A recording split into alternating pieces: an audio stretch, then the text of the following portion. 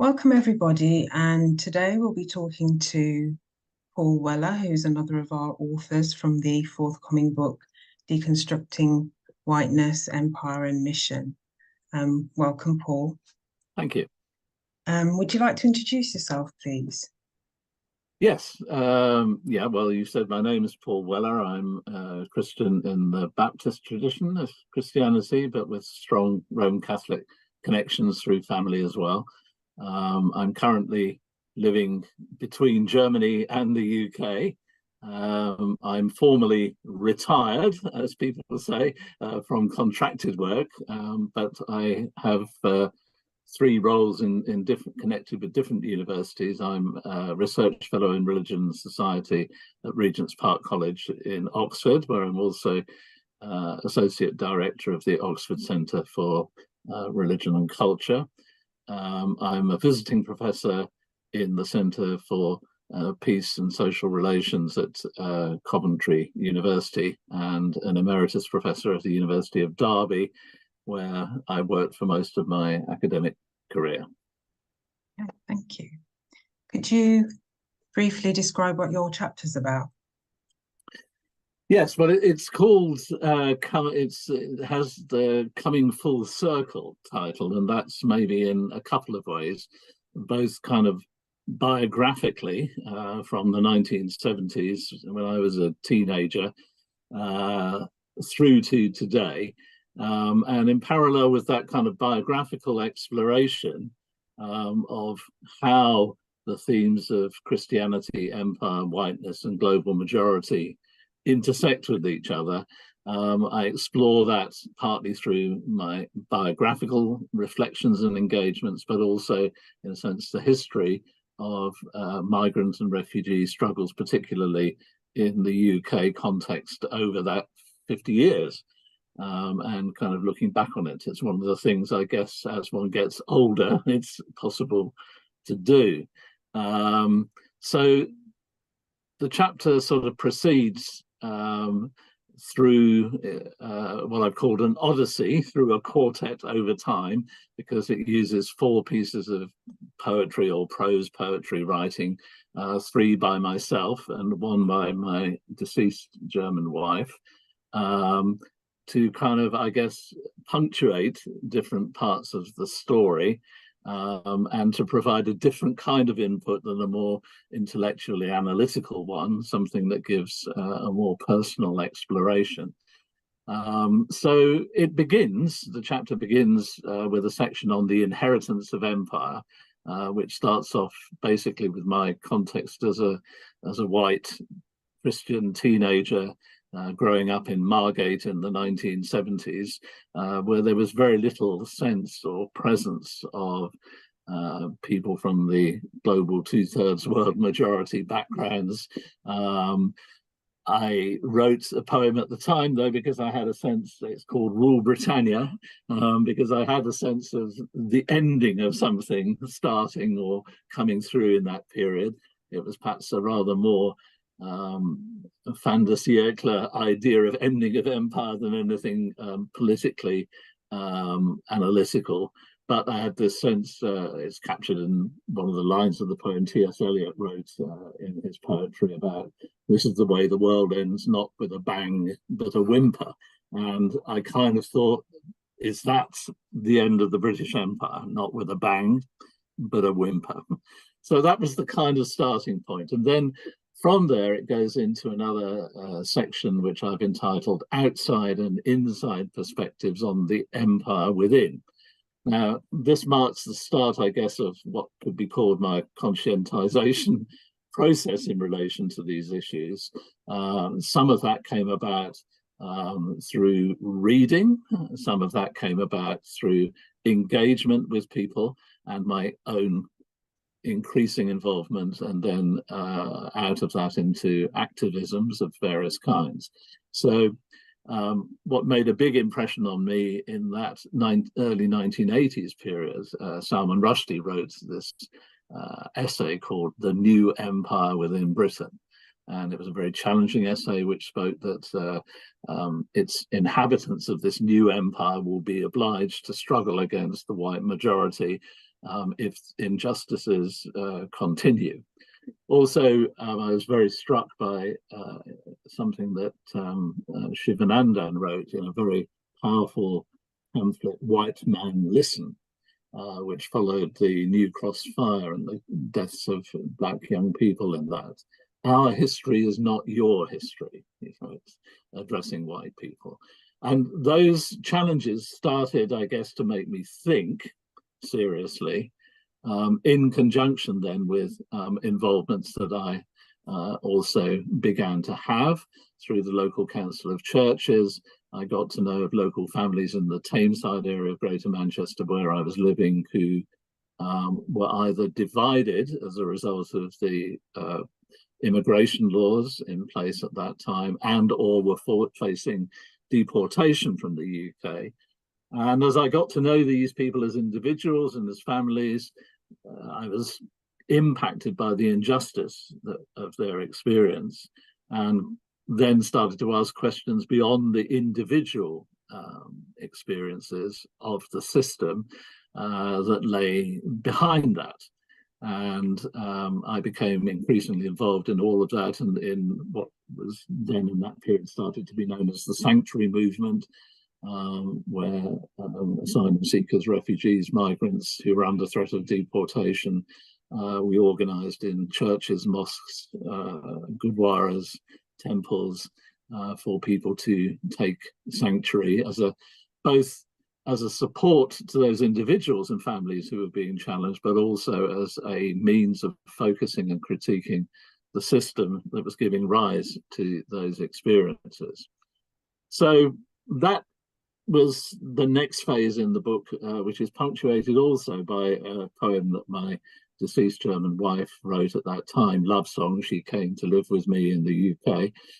She very much loved England in many of the nice things about England, the images of England that people have. But through our experiences, she had, in a way, her eyes opened to what lay beneath the cups of tea and the steaming crumpets, as she put it in the poem. And in fact, she very challengingly identified what she called Goebbels talk in the UK, in a way that many people found very overstated. Many white people found overstated at the time. But then at the end of this section, where I then explore fast forward to, well, you know, that language, perhaps when one looks at, for example, the Rwanda plan of the present government, it's not so far removed, especially when one considers that Nazi Germany also in 1940 had a so-called Madagascar plan, which was about removing Jewish people out of occupied France in collaboration with the Vichy government to the island of Madagascar. And there are some, you know, eerie echoes of that.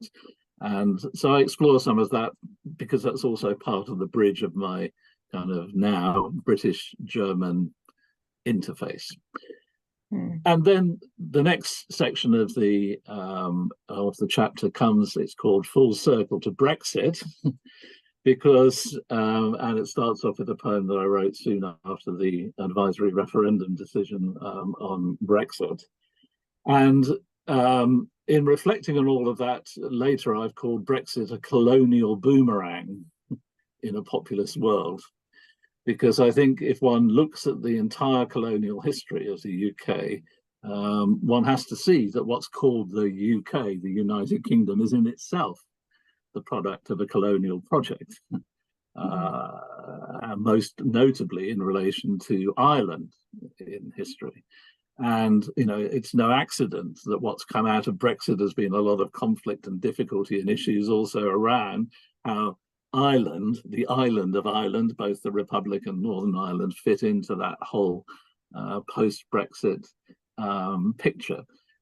So in common with Anthony Reddie, for example, and his book on theologizing Brexit, liberationist and post-colonial critique, I think there's a lot that reveals about British colonialism through the pathway towards Brexit, the vote around it, and also its aftermath.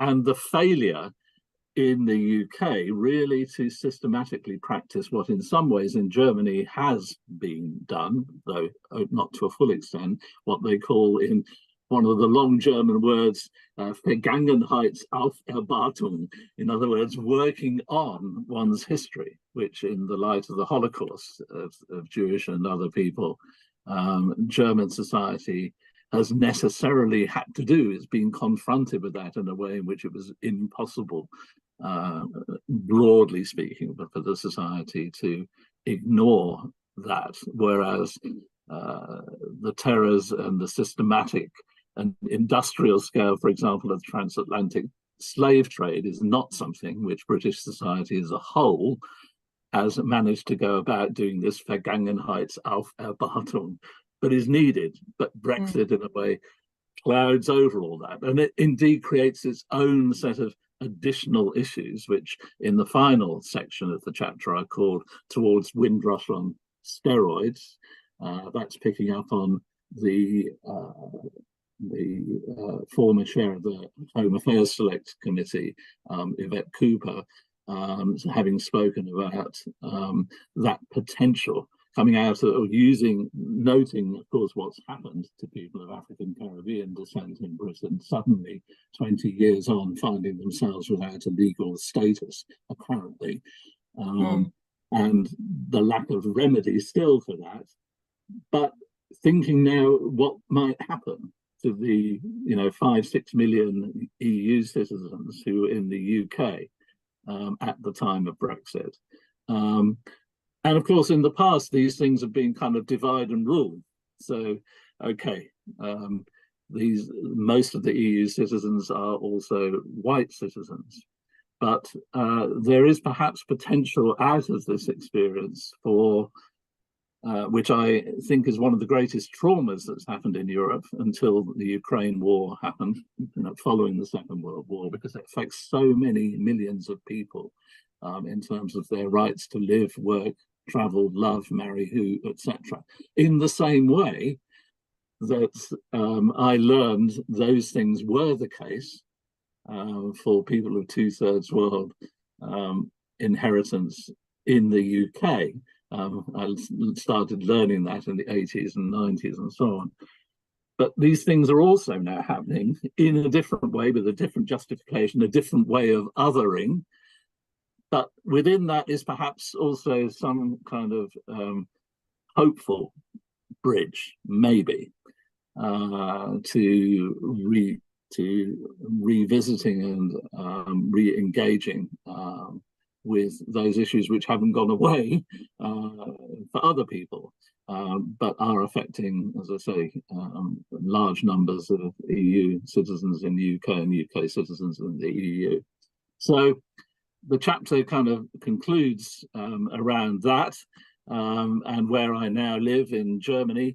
It's not that I have a rose-tinted thing about Germany, not at all. Indeed, it isn't appeared in the chapter, but this weekend, the Alternative for Deutschland won their first local administrator position, and they're riding high at 20% in the polls here in Germany, which is a very concerning thing. And of course, colonialism was not only a British phenomenon, and one of the things sometimes that Germans, while they've done their Aufarbeitung on the history of the Holocaust, perhaps have not faced sufficiently, is, for example, the German colonial rule in what was then called German Southwest Africa, in which, of course, between 1904 and 1907, 80,000 indigenous people were killed by German troops, almost 80% of the Herero people and 50% of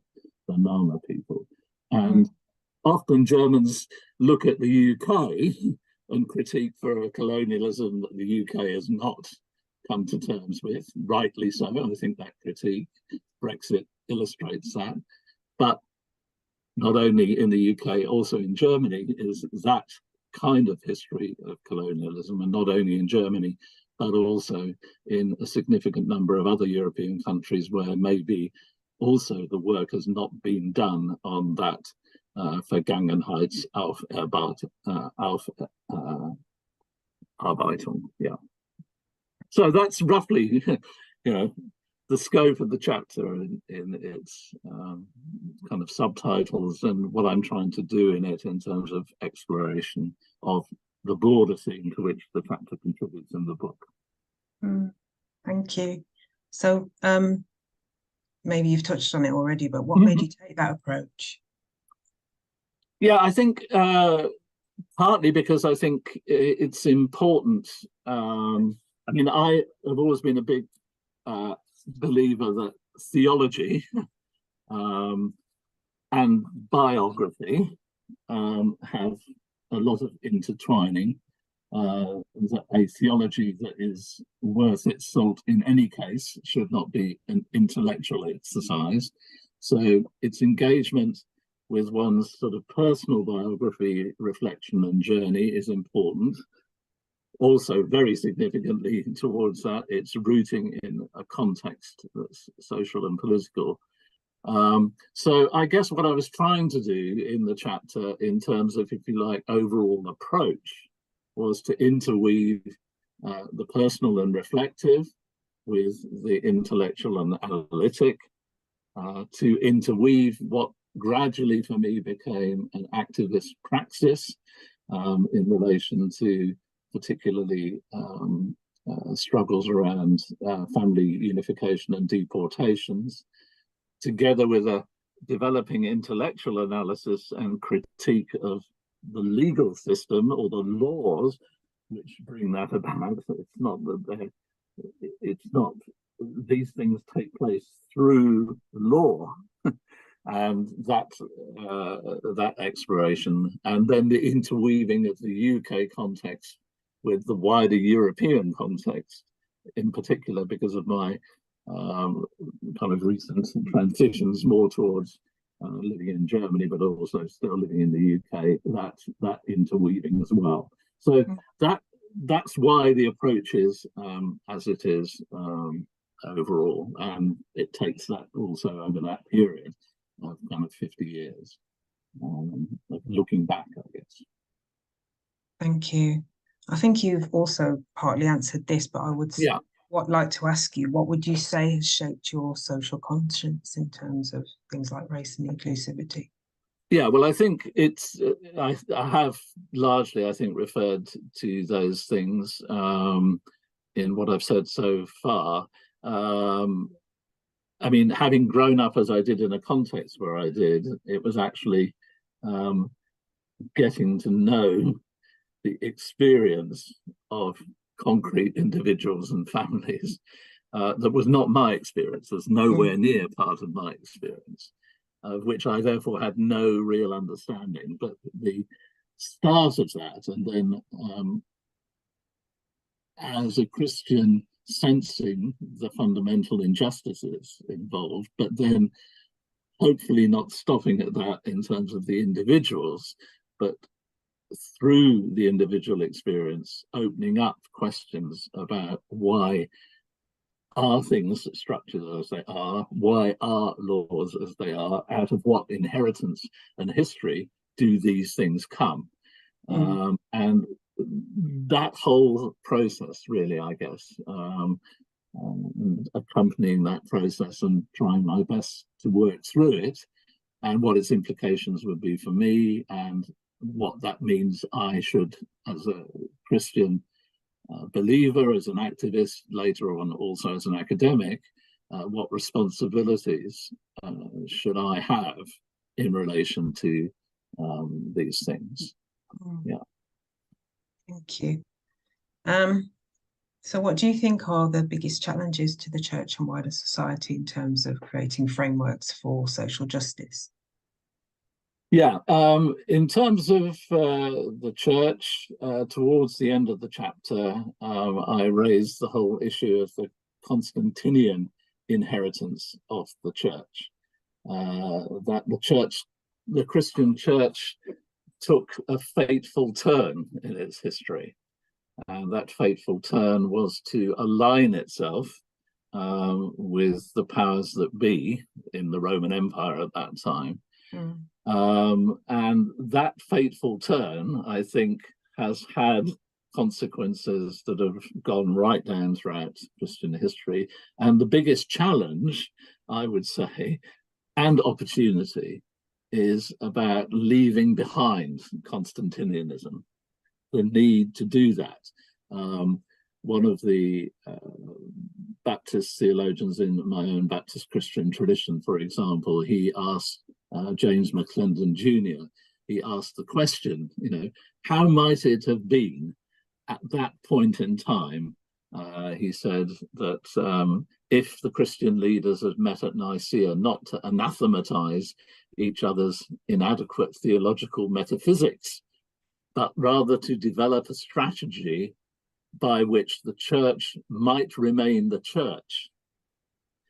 In other words, what he says they failed to do was to secure Christian social ethics before refining Christian dogma.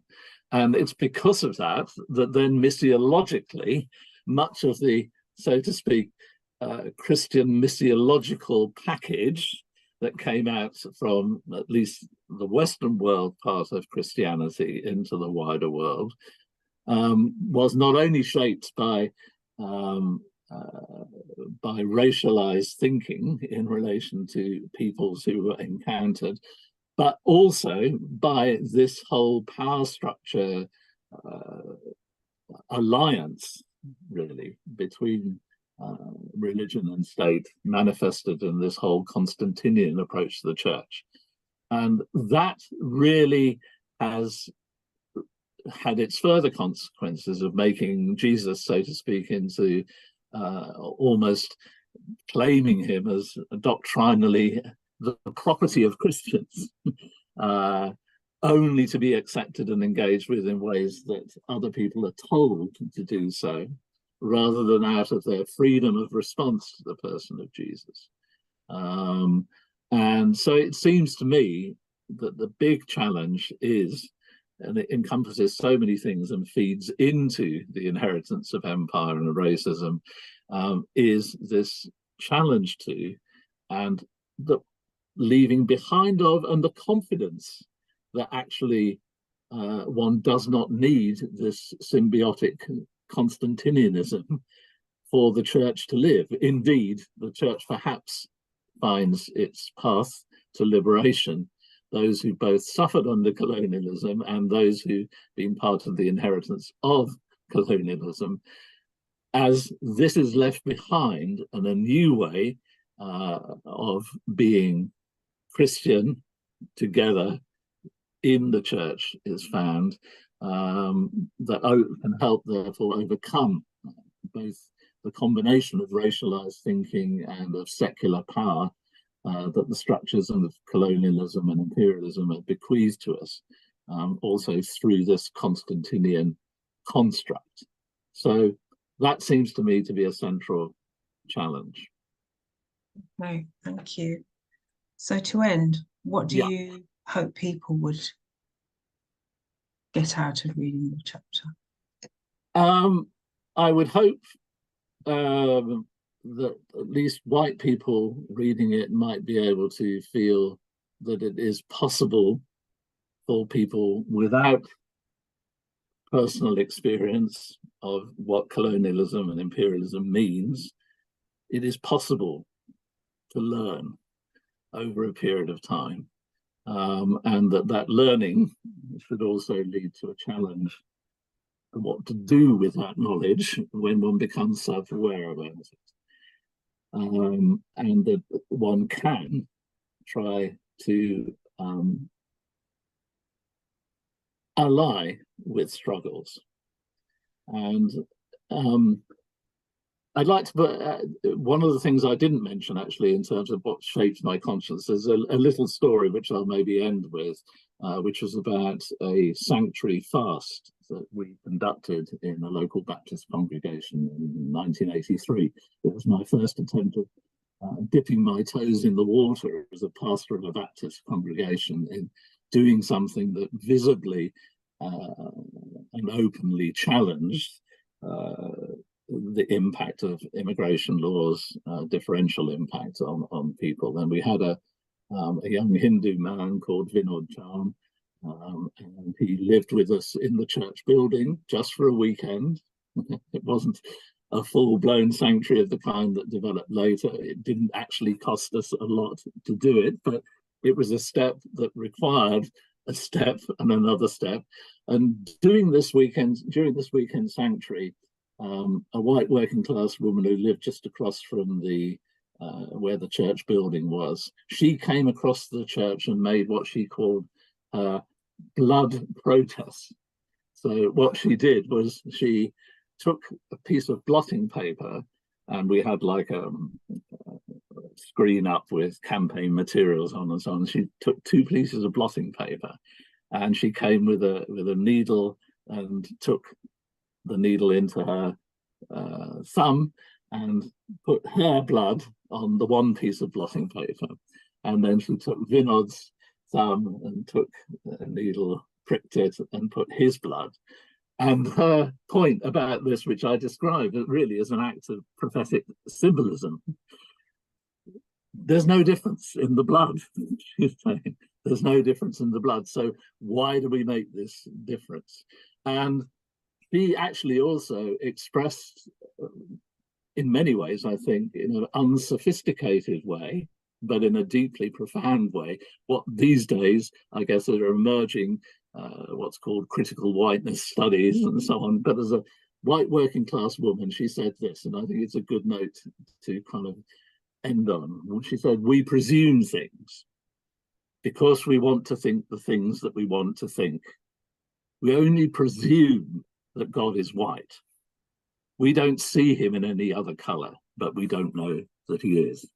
And that was her way of saying, through this engagement, she had come not only to see the injustice in relation to this individual and maybe also the system that lay behind it, but also the implications of that theologically for the way that white Christians have thought and acted against this inheritance, largely still not worked through, of colonialism and racism. So I think there's hope in that. And when that happened at the time, I was deeply moved by her example. And I think it made a profound impact on my life at a certain point in time, such that at the time I wrote a thing called The Problems of the White Ethnic Majority out of it. And a couple of years ago, I revisited that in an essay in Practical Theology. So, yes, it is possible to change, and change can be brought about through engagement and honest reflection, and then trying to engage again in a different way. Thank you, Paul. Thanks for sharing your experiences and your insights with us today. And I'm sure people will look forward to reading your chapter. And thank you for all your editorial work on the book. You're welcome. Thank you.